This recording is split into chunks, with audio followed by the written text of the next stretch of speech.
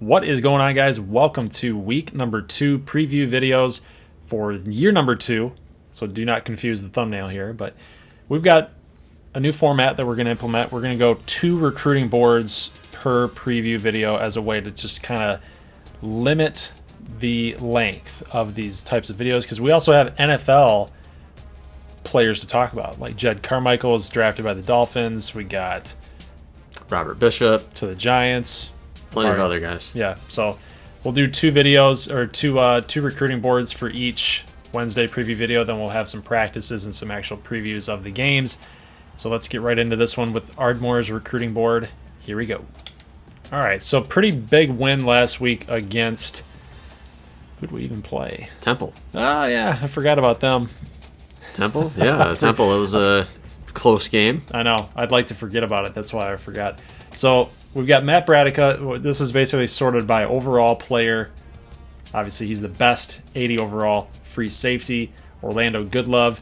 So we're starting to lose some ground here on some of these guys. Especially, look at Goodlove here. He loves him some Denver Tech and some McAllen. So honestly, we're not losing that many points right now, but we're definitely not getting above that projected cutoff line, which to me is kind of concerning. So still like to get him on our board really high and see how we're going to pan out in the next few weeks. Eric Buchanan, obviously. That's a big one. 5-star out of Missouri. That's an area that you should be able to hit. So I do like this guy. He's definitely going to add to the passing offense. Alex Jefferson, got to definitely go after him. He's one of our guys. Yep.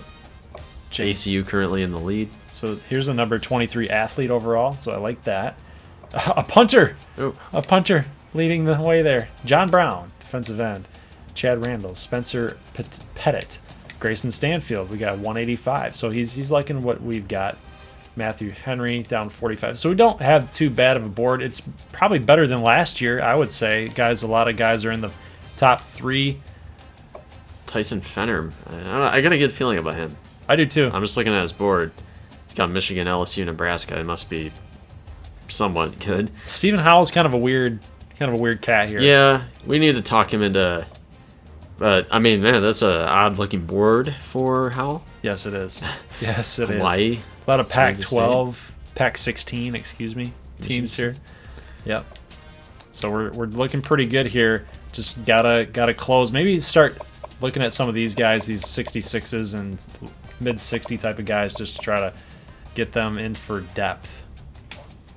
All right, let's check out the Prairie Dogs. All right, now we talked about this in the season preview video. I'm kind of really just shooting for it right now. I'm going to see what happens with some of these guys. I mean, Craig Thurman out of Fort Lauderdale. I mean, hey, you know what we have going for us is the rest of our conference is pretty good. That's the only thing we have going right now for Craig Thurman. So probably going to back off him pretty soon. I mean, we're way behind. The number 1 middle, the number 1 outside. You're hoping that these two guys are talking to each other. Hey, man, you want to play on the same team? I bet you I can stick around for this guy, Matt Wright. I don't know. But we're in 5th. I like that. Bobby Hines, big tight end out of California. This guy from Kansas, I don't know if we're going to contend here, but, I mean, Kansas is an area that we should be able to recruit. I mean, Hawaii's playing good, but we just beat Hawaii. So, again, you can tell. Can you tell we're trying to get some defensive players? You're going to need it, man. Yeah, John Hodge was interested in us before we started recruiting, so that's good. Got an athlete out of Colorado we want to go after. Bradica. Losing the ground. Yeah, might be too far behind already. I mean, the problem with our recruiting sliders that we set up, like, we're not a very ideal spot. Okay, so recruiting we know is going to be hard. Stephen Bryant here from Arizona, one of our guys. We want to get him. Got Richardson tight end, middle linebacker Atkins are in the lead. South Dakota. We can recruit South Dakota pretty good. And I like this guy from Downers Grove, Illinois. Covington, I'm okay at quarterback right now. Dominic Smith, Lewis Morgan. You got to go after Lewis Morgan a little bit harder, I feel like. You know, I backed off, though, because we're way behind. So, I mean, it's going to be hard for me to really make a push there. Justin Potts from Fargo. So that's the board for Nebraska State. Might have to downgrade those top guys and start going for some of these guys. And we're going to find out soon if I can make up any ground on those 80 linebackers. All right, fellers, let's check out Broken Arrows practice, a team that we haven't really focused on. It feels like too much, just basically due to the fact that they weren't very potent last season with Drew Snyder, and they didn't make a bowl game. Down the stretch, they really faltered. But, ooh, look at this. Oh, trying to make a play. Guideaux. We're going to talk about this. We really had a quarterback battle going on here between Tyrone Guideaux and Brian Street. Guideaux can throw it. He's also pretty athletic, so you see Broken Arrow sticking to that option game with him under center. They definitely think he can throw the ball, too. Ooh, trying to make a play. Got Chapman. Some blockers in front. Nice. So, yeah, but let's see what he can do with his, actually when his feet set. Go and get it. Pretty good, but his receiver's got to make a play. You can't just let the defender get in position like that. All right, let's take a first look here at Brian Street, one of our subscriber players. First time we've ever seen him. So he's coming off a year where he didn't really see any action. I'm trying to think if he redshirted. I like his release. You know what's funny is that maybe there's a certain like thing in the game where it says if you're this tall or this much weight, you've got a certain like release and how you catch the football from the center. Like look how he drops it down a little bit. That's pretty sweet. He's got some Brett Favre in him right there. That's kind of cool. So we're gonna see. I mean, they got an opener here against Louisiana Monroe. It'll be interesting to see who comes out on top because it's a real crapshoot right now. It wouldn't be a Wednesday video without a Gunnar Rivers update.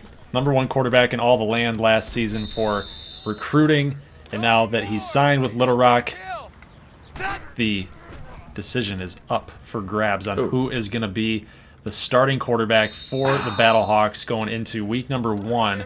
It's either going to be Rhett Bollinger, who actually, as we know, had some choice words about senior quarterback Carter Ashey. Yeah.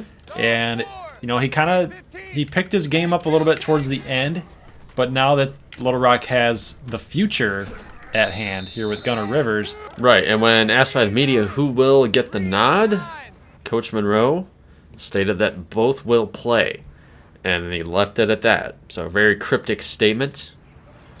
Black five. So here we see Bollinger also taking first team. Oh, shoot. Oh, look, nice little move there. Come on, baby, get that. Oh, Hey, Billings. nice. Nice. That was a pretty sweet move there by Bollinger to avoid the pressure. But, yeah, I mean, he's making some pretty solid throws. It's just the fact that the receivers, like even last season, had a real issue with drops. But, you know, the offensive line picking up some blockers there. It's looking pretty good for Bollinger. He can make the throws on the run. See, again, with the drops, like that's a big-time issue. But, you know, Little Rock's defense is good to practice against for these young quarterbacks, for sure. Very good secondary is like glue. So very good opportunity to grow and learn for both quarterbacks. But as you said, Coach Monroe specifically stated that both are going to play. And the problem is how long that is, how many snaps that is. Right. No, that's a question mark. Oh, man. Yeah, and the problem is everybody sort of gets the vibe that Rivers is the future, but you never want to give a true freshman anything. You know, you got to make him earn it. You got to give the benefit of the doubt to the returning player that knows the offense. But at the same time, if the true freshman wins the job, he wins the job. But you on the surface level, you don't want to make it easy for him. All right, so with that being said, let's check out the top 25. Okay, Alabama is currently in first. The ratings are still kind of messed up. But basically what we're doing is we're going into the game, resetting the depth chart, and then super simming. So that's what you see there with like West Virginia. But Denver is trailing Alabama. We got NC State, top 10 right now. They've got a big game against McAllen coming up. You see we got Denver, ACU, McAllen, top 10. Ardmore hanging around there at 12. And, you know, you got that close win over Temple. UCLA, we did super sim that game, and they still lost to Virginia. They're having some problems. Go Virginia. For sure. And trying to see nobody else in the top 25. So we got some receiving votes. I was looking for Midland State. We didn't quite get in, but they are hanging around. Players of the week. NCAA, we got Eric Sanchez, 12 tackles, and then we saw Montez kind of light up Amarillo. 16 of 18 for 5 total touchdowns. Yeah, I would definitely say that he earns those honors. And then we got Cody Shanahan at the Big 12 with 4 touchdowns total. All right, guys, so before we get into week 2 picks between you and me, we got some stuff to show you guys as far as standings go. So we can see that it's a pretty tight race here. We got a lot of 5s and we got some 6s in here. 6 is the high score on the week. There were 7 games. So Diabolist had 1 incorrect. He picked Amarillo, got 6 points there. And then we've also got Thor, picked Colorado. He's the only guy that picked Colorado and got that one correct. And then went with kind of the fringe game there with Texas A&M. So he's got 6. And then Jacob Canatella, the only one he got wrong was Amarillo. Right, so pretty good overall week 1. So I hope you guys keep picking this week, and we're going to show that slate of games right now. Yep, and you guys obviously can pick people who are joining late. You can still make your picks, but you got a ways to catch up. I'm thinking maybe for conference games we will go 2 points per correct pick because we're going to have fewer games to pick from. Right. And, those mean a little bit more because we're in conference. Correct. All right, now leading off here, we have Midland State against Kansas. Kansas had a pretty solid year in the American last season. This is going to be their debut this year. So what do you think is going to happen here? Do you think that A+ rating is going to hold? Yes, I do. Despite Kansas being number 1 overall with 0 total defense yards against. Oh yeah, you got to consider that. I like how CJ Wicks played. I'd like to see a little bit more points here against Kansas than we saw against Texas A&M, but I think they should get this W here, even though it's a road game. I'm taking Midland. Yeah, me too. We're going to have Odessa State at San Diego State. San Diego State not really getting a lot of love in the ratings. Odessa, we know they're a little bit soft on defense. Offense is strong, though. They played pretty well against Fresno across the board last week. What do you think? I'm going to go with San Diego State in this one. Okay. I'm going to go with the upset, and I don't mean to harp on Odessa constantly as I always seem to do. I just think that Odessa even getting that win, I think they'll lose this one this week. Okay. Yeah, their defense can easily be had. Here's a team, not a lot of drama here. I think Denver will just steamroll Utah State. Yeah, there's not a whole lot to talk about here. A+ across the board. 30 points per game, the number 1 rushing offense yet again, 352 yards. And you guys saw at the end of the video, Jamil Schmidt is out for 7 weeks. Right, but it doesn't matter. This is a game where you want to get, maybe you get Atari Scroggins. It's a lot of touches here. I mean, obviously Jarquez Holly is going to take the number 1 role for the next 6 weeks, but Scroggins, the number 3 back, be good to see him do some stuff here. Here's an interesting game, Kansas A&M at South Florida. I think it's a pretty evenly matched game here. Yeah, especially when you consider, Camu doesn't impress you on offense. I mean, Defensively, they're a very solid squad, but USF is a very established program. They've always been that way, it seems like, for the last decade or so. Yeah. I was going to say 10 years, yeah. So I think that Kansas A&M's got their hands full here. I'm taking USF. I think USF has the edge in athleticism. Kansas A&M, obviously, with the ground game, though, it keeps them in the game. I'll take Kansas A&M. Southern Miss at Shreveport. I don't know. I think this is a game. I think Wingo's going to run wild here. This is Shreveport's debut. Yeah, I mean, Southern Miss has got that C+ defense, and this is what's crazy to me is that the Skeeters offense really took it to the next level in the offseason. They really worked hard. And I think that they're going to be really prepared for this game. They had the first week off. And Southern Miss did not put up any points last week. It was pretty ugly from the looks of it. I'm taking Shreveport, yes. Wingo runs wild. Good call. ULM at Broken Arrow. We talked about the quarterback situation. I think this game is going to be actually kind of close. Probably a little more on the low-scoring side of things. I mean, ULM... they're rated C+, so they're kind of in Broken Arrow's league. But I want to see how the quarterbacks do for the Wranglers. I am going to take the Broken Arrow Wranglers. I think that when you have 2 quarterbacks like they do with Street, kind of the pocket thrower, Guideaux with the kind of the running and with the legs, I think the coaching staff will know what to do with them. I'm taking Broken Arrow. Here's a tricky game because New Mexico gets rated as a B-. And that spells danger for me, especially in Sim, because this will not be one of our featured games. Yeah, and New Mexico took a huge step forward last season into this year because they made that conference championship game for them. So, New Mexico's no slouch like they have been in recent years. Yeah, and, they got Bob Davies kind of doing that triple option thing, obviously. And Amarillo handled New Mexico last year. New Mexico, though, rated much better coming into this season. I don't know what's going to happen. I'll take Amarillo, but it's going to be pretty close. Wake Forest going on the road to play ACU. Interesting game here.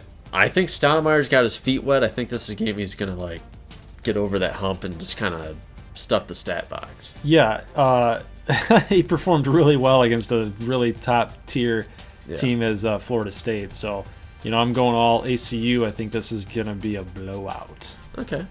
Yeah, I mean, it depends if Wake, they got guys like Dortch, they got to kind of keep pace a little bit.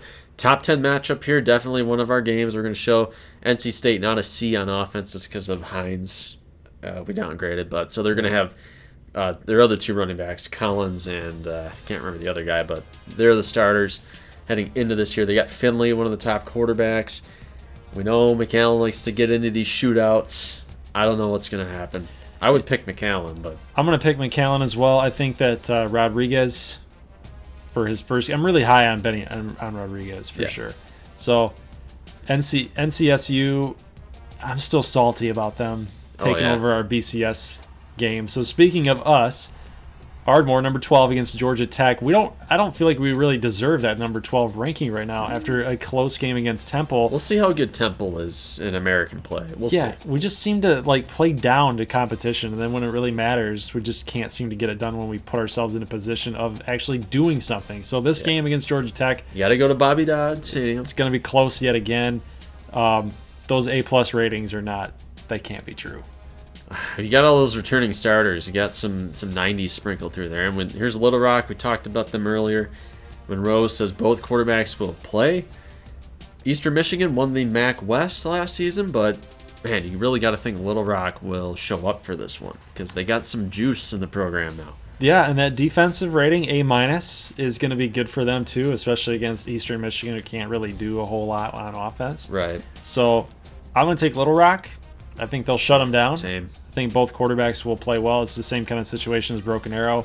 The coaching staff will know what to do in the right situations. So let me recap because I don't think I made all my picks. Give me Midland, Odessa, Denver, Camu, Shreve, Uba. I'm gonna go New Mexico. Wow. I'll take ACU, McAllen, Ardmore, and Little Rock. So I'm gonna say one loss to the Big 12 this week.